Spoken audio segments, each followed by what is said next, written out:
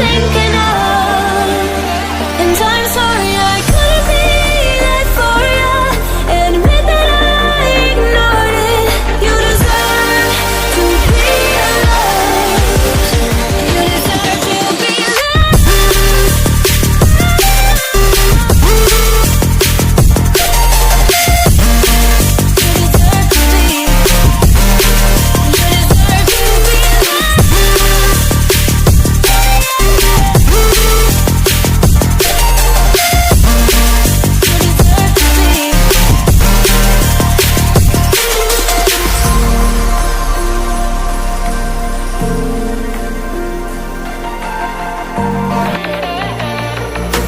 It's been months since we've been okay.